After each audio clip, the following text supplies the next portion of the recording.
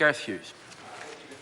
Kia ora, ngā mihi nui kia koutou. Kia ora. I rise to support, oppose this bill, Mr Chair, the Local Government Auckland Transitional Provisions Amendment Bill.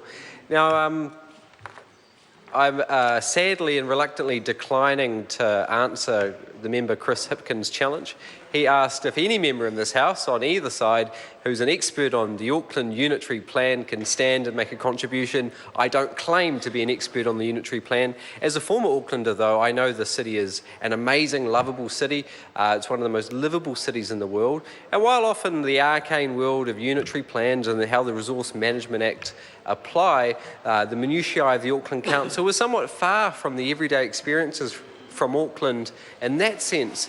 In the physical sense, it's the footpaths, the paths, the public transport, the state highway network, which the council's involved in part funding. That's what Auckland has experienced, and it's important that it gets done right, gets done democratically, and we have an efficient but democratic process. So I'm not an expert, Mr Speaker, but as a former Aucklander, I want to make a contribution. I've got a few substantive points on part one. The first is I'd also like to respond to Chris Hipkins' question around clause 5, which this amendment bill amends the way the hearings panel can form its recommendations. Previously, I assume in the original Transitions Act, it applied or inferred that the hearings panel could make a single report with a series of recommendations, no matter how many hearing panels or topics they discussed. What clause 5 in this amendment bill does is allow them to make a series of recommendations on a series of topics. Now, Mr Speaker, I guess I'm asking for government members or the Minister to make a contribution on this question, because I believe it's debatable. What is the best way to engage and consult the people of Auckland and the constituent communities? Is it easier to have a single report with a series of recommendations that you can go through one time and then make a single submission on? Or is it more convenient and more open in terms of consultation to have a series of reports coming out? Now, I genuinely believe it's debatable. Is a single series of recommendations easier to follow, or a series of individual topics? I'd invite the members to weigh in and share their views on it. Mr Chair, in terms of the other substantive points on part one of this bill, the first is the quorum being dropped from 3 to 2. Now, I think I'd like to echo some concerns we've seen from the Labour members on this point. We, as a parliamentary chamber, I doubt, would restrict our select committee or parliamentary house quorum requirements. It's a question of the seriousness that the public see in terms of the representation of the panel members. I think it's a live question. What's the importance of 3 to 2? When you're debating recommendations with those hearing panels, obviously it's hard to break a tied vote if you only have 2 members. A third member makes sure clear decisions and recommendations can be put forward. Second, we see an allowing the increase in the possible number of appointed hearing panels members from 7 to 10. Now, in this clause, which I believe is clause 7, it furthers a track record of the current government to move from independently appointed or separate consultation appointment processes for important decision-making members, such as on the hearings panel who can issue recommendations, to moving to an appointed policy approach. Now, I think we've got to have a debate on this issue, because when you see the government stacking appointed members, alarm bells should be ringing.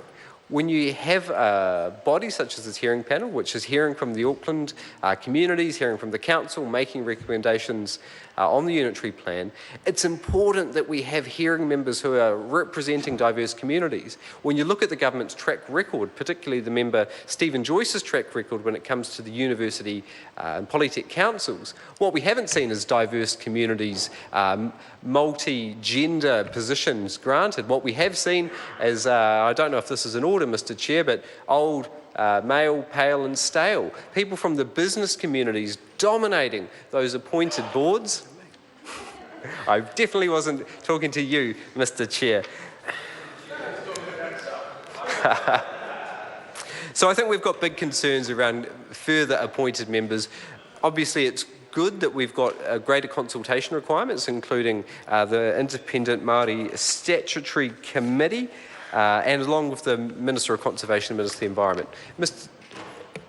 However, Mr. Chair, Gareth Hughes. thank you, Mr. Chair.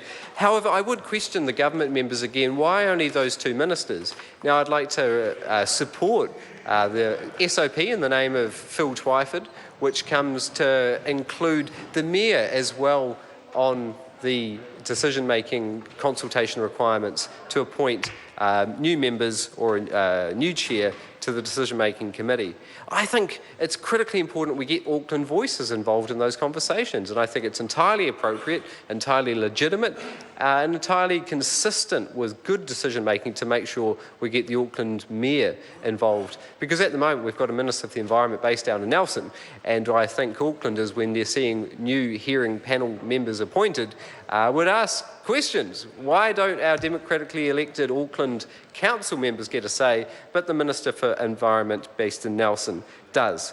Now, my third substantive point comes to Clause 8, which is the concurrent hearings. Currently, the hearing panel does a hearing, hears from the public, makes a recommendation. This amendment bill allows for concurrent hearings.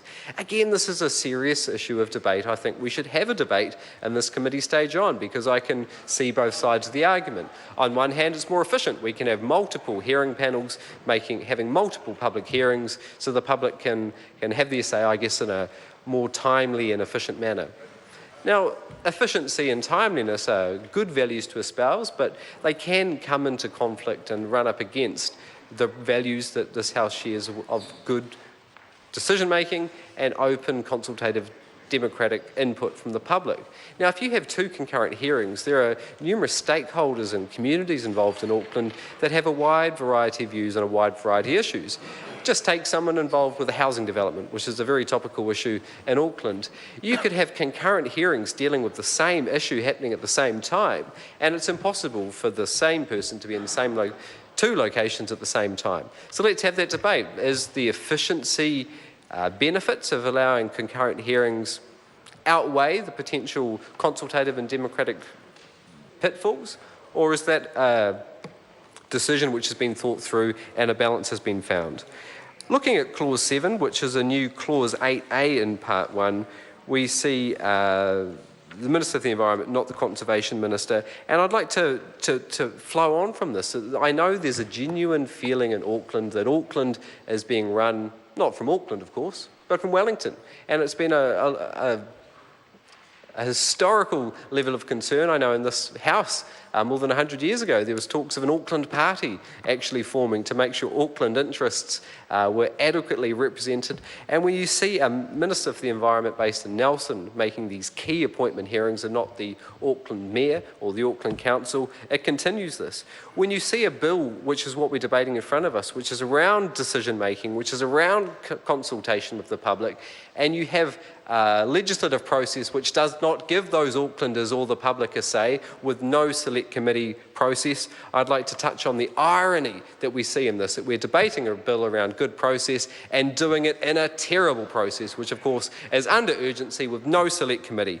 Now, Mr. Speaker, hopefully a government member can explain why on earth we're in urgency for this bill. A bill which was announced more than 2 months ago, a bill that was only tabled and introduced to this House at 10:30 p.m. last night.